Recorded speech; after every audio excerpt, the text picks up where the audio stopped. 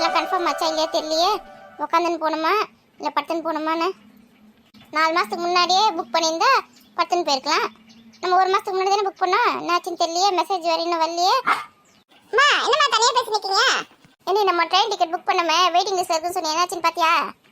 அதெல்லாம் confirm ஆயிடுச்சுமா. Message நேற்றே வந்துச்சு. அப்போ படுத்துன்னு தாண்டி போகிறோம் ட்ரெயினில்?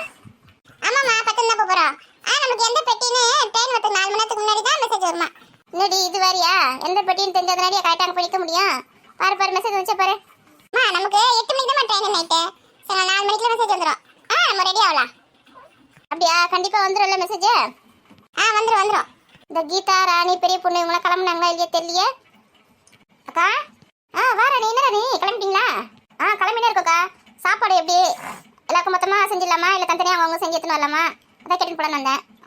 ராத்திரி சாப்பிட்றதுக்கு மட்டும் தானே புளி சாதம் கலரி எடுத்துக்கலாம். மொத்தமாக செஞ்சுக்கலாம். அப்போ காலையிலக்குக்கா காலையிலுக்கு வேணாவா? நம்ம போய் இறங்கிடுவோம் அதுக்குள்ளே ராமேஸ்வரத்தில். போய் கோயிலில் போய் குளிச்சுட்டு அதுக்கப்புறம் தான் டிஃபன் சாப்பிட்ணும். ஓ அப்படியா? அப்போ நைட்டுக்கு மட்டும் செஞ்சால் போதுமா? ஆமாம் புளி சாதம் கலரி எடுத்துக்கலாம். சரி போய் அடுப்பு பற்ற வைக்கிறேன். அரிசியில் கழுவி எடுத்துன்னு வரியா? சரிக்கா. அக்கா தொட்டுக்கு என்னக்கா செய்யறது? பக்கடா கிட்ட வாங்கிக்கலாம். தொட்டுக்குள்ள எதுவும் செஞ்சு நல்லா இருக்காது. புளி சாதத்துக்கு பக்கடாக்கா சூப்பராக இருக்கும். வெங்காய பக்கடாக்கு. ஏண்டி நீ போயிட்டு சைக்கிள் எடுத்துன்னு போயிட்டு பக்கடா வாங்கி வந்துரு எல்லாருக்கும் சேர்த்து. அப்படியே க்ளீன் பண்ண கூட வேணாம்மா. ஏண்டி புளி சாதத்துக்கு அதை தொட்டு சாப்பிட முடியாது?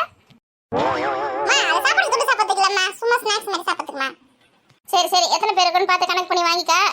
பக்கடா வந்து ஒரு 2.5 கிலோ வாங்கிக்கோ. நம்ம போகும்போது இறங்கி வாங்கிக்கலாமா? ஏண்டி நம்ம மூட்டையை முடிச்சோம் பேகை தூக்கின்னு வழியில் இறங்கிலாம் ஏறி நிற்க முடியாது. நீ போய் வேணும் வந்து வச்சிரு.